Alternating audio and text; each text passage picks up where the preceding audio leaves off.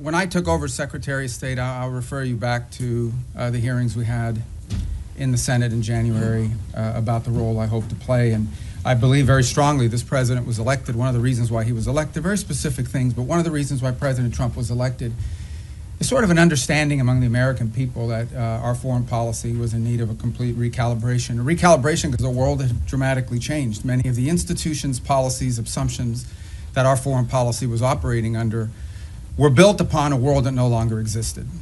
And it required us to re-examine that. One of the assumptions that I think we had lost during this period of time, and I don't mean to make this an academic lecture, but I wanted to give you some insight into the broader thinking, as I highlighted at that hearing less than a year, almost a year ago now, is one of the assumptions was the loss of the notion of the national interest in our foreign policy.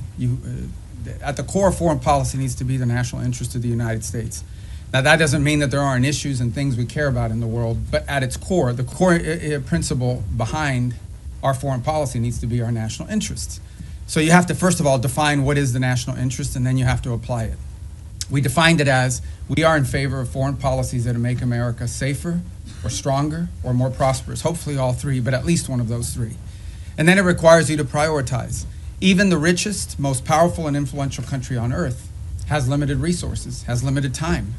And it has to be able to dedicate those resources and time through a process of prioritization. That includes geographic prioritization. It also includes issue prioritization.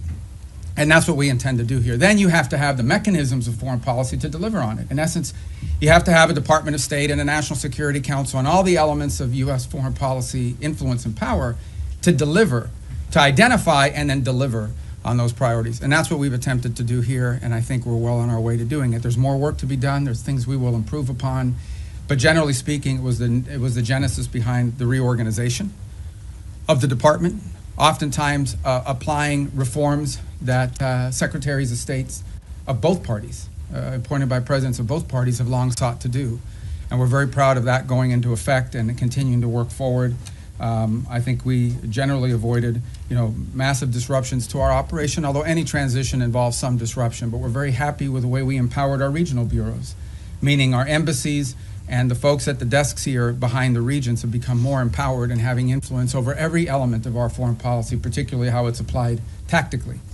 At the same time, one of the things we looked at is foreign aid. Foreign aid is not a separate activity of the United States government. It is an element and a tool of our foreign policy, and it should be used for the purpose of furthering the national interest. That doesn't mean we don't care about human rights. That doesn't mean we don't care about starvation. That doesn't mean we don't care about hunger. That doesn't mean we don't care about humanitarian need. What it does mean, however, is that even foreign aid, which is not charity, it is an act of the U.S. taxpayer. Now, American charities are free to give their money to whoever they want, as long as it's not a sanctioned entity. But the United States and the taxpayer money should be spent in furtherance of our foreign policy, should be spent in places and on things that further our foreign policy, and even that is not unlimited. We have a limited amount of money that we can dedicate to foreign aid and humanitarian assistance, and that has to be applied in a way that furthers our national interests, and that's what we have sought to do as well. And in that endeavor as well, we have empowered the regional bureaus and our embassies to play a dramatic role. In fact, they are not just the implementers of this. They, in many cases, are the ones that are suggesting and are leading the response. And so bringing the tools of foreign aid underneath the umbrella of our broader foreign policy has been an important and dramatic reform. Even in the midst of all that, we remain engaged around the world, including in conflicts that perhaps are not central to everyday life in America, but the president has made it a priority to be a peacemaker. And so you've seen us engaged, whether it's Russia, Ukraine, or India and Pakistan, or Thailand and Cambodia, which is an ongoing challenge, or the tragedy we see now in Sudan, or the potential for further strife in South Sudan and that falling apart. I mean, no matter Armenia and Azerbaijan, we are always looking for opportunities, if possible, to play the role of a mediator that brings about the avoidance of war or the ending of conflicts. And obviously, in many of these cases, you can get people to the table and agree, and then there's the implementation process. And so we've made progress in many of these, particularly in getting them to agree to certain conditions.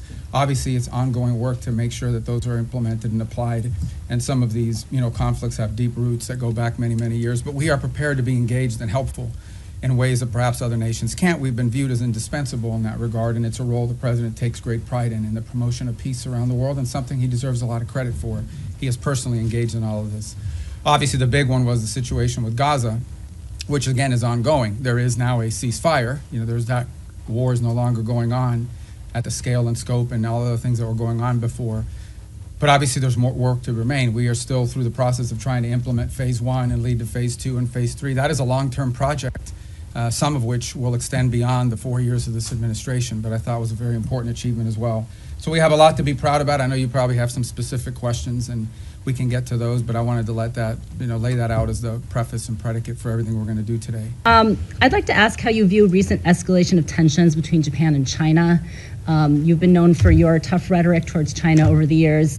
Do you condemn China's recent provocative actions against Japan? Yeah, no, I think I've been nice to China, in terms of the work we have to do with them. And I had another job. My job now is I represent the President of the United States and the United States in foreign diplomacy, and I think we've made good progress with the Chinese. The Japanese are a very close ally of the United States. I think these tensions are pre-existing. We understand that's one of the dynamics that has to be balanced in that region, and I believe that we feel very strongly that we can continue with our strong, firm partnership and alliance with Japan and do so in a way that continues to allow us to find productive ways to work together with the Chinese Communist Party and the Chinese government. Look, there'll be tensions, there's no doubt about it. I mean, at the end of the day, China is and it will continue to be a rich and powerful country and a factor in geopolitics. We have to have relations with them, we have to deal with them, we have to find the things we are able to work together on, and I think both sides are mature enough to recognize that there will be points of tension now and for the foreseeable future. Our job as part of responsible statecraft is to find opportunities to work together, because I think if there's a global challenge that China and the U.S. can work together on, I think we can solve it. And there'll be points of tension. We well recognize that, and our job is to balance these two things. I think both sides understand that. And I think we can do that without imperiling or in any way undermining our very firm commitment to our partners in the Indo-Pacific that includes not just Japan, but South Korea, and obviously if you extend further out, I don't want to leave anybody out, but India and Australia and New Zealand and all the other countries. And we also have growing and burgeoning relationships with countries like Vietnam and even Cambodia that we really haven't had, very close contacts with historically. But we've talked to them a lot lately, obviously through the context of the conflict going on with Thailand, but also to figure out opportunities to work together strategically. And I say Thailand, of course, we've had a very long and strong strategic alliance with them for many years. There's some push within the European Union to either not comply with the increase in defense spending that the United States has been promoting, or also some European countries like Spain promoting closer ties to China, or going to China, or inviting more investment from China, or even Chinese technology in critical infrastructure. Are you concerned at all about this path? No, the countries made a commitment in NATO at a meeting I was at, where they made the 5% pledge, which is a dramatic and historic pledge, with the exception of Spain, of course, who didn't make that pledge. And we've had no indication from any of the countries that agreed to that they're not going to do it, because it's in their own interest. It's in their own interest. Bottom line is, increasing their defense capacity is in their interest because it's their defense. As far as opening up to China, look, one of the biggest problems Europe faces is they're being flooded with cheap Chinese goods, including Chinese cars. They're being flooded. Their own industrial base is under attack by unfair Chinese practices economically. So, I don't know about the rhetoric you're pointing to or the examples, but that's a threat that Europe faces, and they need a rebalancing as well. They're also, like we are, experiencing disruptions to supply chains and things at the economic realm that are very problematic and dangerous for national security. So we would expect them to act at their national interests, both continentally and individually as their own countries. All right, we got to speed it up. Yes, ma'am. Hi, Annalise Nielsen from Sky News Australia. In your national security strategy, you've warned Europe about civilizational erasure. When you've been watching what's been happening in Australia with the rise of anti-Semitism and our government's response to the Bondi massacre, our Prime Minister's dodged direct questions on Islamic extremism, but then unprompted evoked right-wing extremism as a threat. Do you have any message to Australia about civilizational erasure, and why is America watching? Look, I just think it's very simple, and that is that any mass migration is highly disruptive to any country. We talked about it here in the United States. When you experience mass migration, I don't talk about immigration, I'm talking about mass migration. Okay, mass migration is a negative thing. It's not positive. And it's very difficult for any society to absorb and assume hundreds of thousands, if not millions of people over a short period of time, especially if they come from halfway around the world. There are cultural and assimilations issues related to that, et cetera. And so these are concerns that it's concerns I have about our own country primarily. It's been a priority of this administration to address this. But I think it's a growing concern in Europe. I mean, there are other voices in Europe and obviously in Australia as well that have expressed concern about this. These are facts. This doesn't make you anti-anybody. What it makes is you do have, as a sovereign country, the right to control how many people you absorb, how many people you allow in, and who those people are. This is a very basic sovereign right. Okay? It doesn't mean you don't allow any people in. There are people coming into this country every day to visit, to work, to live permanently, but you have to know who they are, and you have to have some limits and controls over what those numbers are.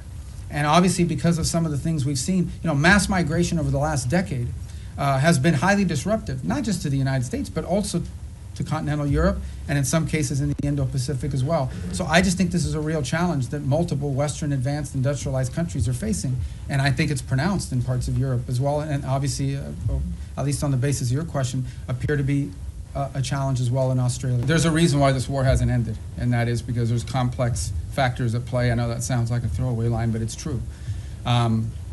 What we have tried to do in this entire process, and let's be clear about this. I mean, the United States is engaged in this. The president says this, and I'll translate what I think he's trying to say to you in all of this, and I think he's been pretty clear about it, is it's not our war. It's a war in another continent. We have equities, we have engagement in this war, but it's not our war per se. But we are been told by everybody, I think everybody would agree, that there's only one nation on earth, there's only one entity on earth that can actually talk to both sides and figure out whether there's a way to end this war peacefully, and that's the United States. And we've invested a lot of time, a lot of energy at the highest levels of our government. I believe, President Trump has had more meetings with foreign leaders and others on the war in Ukraine than on any other subject, including trade. He's invested a lot of time. Steve and Jared have invested time. I've invested time. The Vice President, the Secretary of War, others, Secretary of Treasury, and more have invested a tremendous amount of time and energy in this. And what we're trying to figure out here is what can Ukraine live with and what can Russia live with, sort of identify what both sides' positions are and see if we can sort of drive them towards each other to some agreement. Wars end generally in one of two ways. Surrender by one side for another, or a negotiated settlement. We don't see surrender anytime in the near future by either side, and so only a negotiated settlement gives us the opportunity to end this war. A negotiated settlement requires two things: both sides to get something out of it, and both sides to give something. And we're trying to figure out what can Russia give and what do they expect to get, what can Ukraine give and what can Ukraine expect to get. In the end, the decision will be up to Ukraine and up to Russia. It will not be up to the United States. So that's the role we are trying to play in this. And that's why you see so many meetings going on. This is not about imposing a deal on anybody. It is about determining what both sides expect and need to have and what both sides are prepared to give in return for it, and figuring out whether we can have those two overlap. And of course, that takes a lot of time and a lot of hard work. It can't generally be done in the media or in press conferences. I think we've made progress, but we have ways to go. And obviously, the hardest issues are always the last issues. When it comes to the Western Hemisphere, the single most serious threat to the United States from the Western Hemisphere is from transnational terrorist criminal groups, primarily focused on narco trafficking, but they're in all sides businesses as well. So the good news is we have a lot of countries in the region that openly cooperate and work with us to confront these challenges. Mexico, their level of cooperation with us is the highest it's ever been in their history. Throughout Central America, for the most part, except for maybe Nicaragua and to some extent Honduras, we've had great cooperation from Ecuador, from El Salvador, from Ecuador being in South America, but across the Pacific coast where we're also undertaking efforts. Guatemala, Costa Rica, Panama, these are all nations that cooperate with us openly in search of stability in the region. You move to the Caribbean basin, in Trinidad, in Guyana, in Jamaica, in the Dominican Republic, countries that openly cooperate with us. Even Colombia, despite its unusual president, has institutions in that country that work very closely with us, and those ties remain unimpeded and unaffected. So all of this is very positive. There's one place that doesn't cooperate, and it's the illegitimate regime in Venezuela. Not only do they not cooperate with us, they openly cooperate with terrorist and criminal elements. For example, they invite Hezbollah in Iran to operate from their territory. But they also allow the ELN and the FARC dissidents not just to operate from inside of Venezuelan territory, to control Venezuelan territory, unencumbered, unimpeded. On top of that, we know that they are in cahoots with drug trafficking organizations. It's not just that they don't work with us against these organizations. Okay? It's that they openly, cooperate with these guys and allow them to operate. So these guys are, marching in and out, doing whatever they want from Venezuelan territory, and it's a challenge. And so that's why that's received so much attention. But I would urge you to not just focus on that, but also focus on all the other things we're doing in the region, including, for example, standing up this gang suppression force in Haiti, which we were looking for 5,500 forces. We already have pledges of up to 7,500 forces from a variety of countries. We've seen donors step up to fund that effort. That's a very important effort. It all ties together cohesively. But the goal here is to bring security and stability to the hemisphere, to the region we live in, okay, which has not received enough attention. To bring the elements of American power to achieve that, to do it in partnership with as many countries as are willing to work with us in that regard. That's the goal here, and it's comprehensive and involves more than just one place. What makes Venezuela stand out is that the regime there actually cooperates with the terrorists. But how is that strategy going to dictate your relationship with other hemispheric powers like Canada and Mexico? No, I mean, we want to partner with as many people. I mean, they face the same threats that we do. I mean, it's Mexican mayors that are being assassinated in public squares. It's Mexican journalists that are being assassinated. It's parts of Mexico and institutions in Mexico that in some cases are compromised, usually through threat by these elements. They recognize it, which is why they're partnering with us. Of course we want to work with other governments in the region to confront this challenge, and in most cases we have cooperative places. Now, we don't have that from Nicaragua or Cuba, but obviously didn't have it historically from Bolivia. We hope and expect that that will change. And we certainly don't have that from the regime in Venezuela, who actually don't just not cooperate with us, they openly cooperate with narco-trafficking elements that use Venezuela as a transshipment point. The bottom line is very simple. Our interest in Venezuela and in the region is the national interest of the United States. And in Venezuela, we have an illegitimate regime that not only does not cooperate with the United States, but openly cooperates with narco-terrorists and others who threaten the national security of our country. The gentleman in the middle. I'm going to try to get to everybody, I promise. But you guys, by then, your questions will be Thank you, more Mr. specific. Secretary. You said a few moments ago that everyone wants peace for Gaza, and yet by any metric, the Israelis are flouting the ceasefire that President Trump negotiated by killing an average of 2 children a day, not allowing the agreed-upon humanitarian aid into Gaza. How long can this continue? How long can the Israelis be allowed to show such disrespect to President Trump? Well, look, that's your characterization of it about the term disrespect. What I would say is this. This was, first of all, it was a miracle that it happened in the first place. We all understand how difficult it was for that to come to the conclusion that it did, where the bombing and everything else, the scale and scope of what we saw ended, all the hostages were released, and we have relative peace right now for the most part, despite the things you're pointing to. That was very difficult. But this is not easy. Peace is a verb. It's an action. It's not a sentiment. Every single day will bring challenges. Every single day. We also have had instances, for example, over the last couple of weeks, where Hamas elements emerged from a tunnel, attached an explosive device to the side of a vehicle, and injured and almost killed Israeli soldiers. We still have this threat. We still have and see every single day Hamas openly taking steps to strengthen themselves within inside of those places in Gaza that they still control. We saw early on the atrocities they were committing in the streets against people as they were trying to show people how strong they were. So I don't think I'm standing here to tell you this is going to be easy. This is an hour-by-hour, day-by-day challenge. It's one of the reasons why we have stood up this center there in operating in Israel in partnership as well with another cell that exists in a regional country. It's why every single day there are meetings among both intelligence, diplomatic, and military officials of multiple countries that help bring about this deal to manage this. And that's why it is so critical. It is so critical and so key that we move to complete this first phase, that we move to put in place the border peace, get everybody agree to be a part of it, move to put in place this Palestinian technocratic organization so that they can begin to provide some governance structure, and move to put in place the stabilization force. That's the goal here, but it's not going to be easy. Every day will bring new challenges to that, and we recognize those challenges are coming from all sides. Very quick follow-up there, but who's going to want to be a part of a stabilization force if Israel is effectively using Gaza as a free fire zone? Well, these are the things that we're working through right now. That's why it didn't happen yesterday. This is the hard work of diplomacy and peacemaking. Peacemaking isn't just signing a piece of paper, it's actually complying with it. And compliance oftentimes requires, in most cases, requires daily, constant follow-up and nurturing. So that is why we are in such a hurry, and I say as a priority, to get to this point where we have the stabilization force in place, overseen by the border peace, and ultimately a Palestinian technocratic entity that can increase in its capability to provide governance. The stronger they are, the weaker Hamas will be in terms of threatening Israel. And I think the more security Israel should feel and the less need for some of these things to happen. But no one's claiming this is going to be easy. We have to work on this every single day. We have people in this building and deployed abroad. This is all they do. 24 hours a day, day after day, elements of the State Department, the Department of War, and all other agencies, including Jared and Steve and even myself, who talk or do something about. There isn't a day in the last, this was signed 2 months ago, that I haven't had to do something with regards to making progress on the phases of this ceasefire.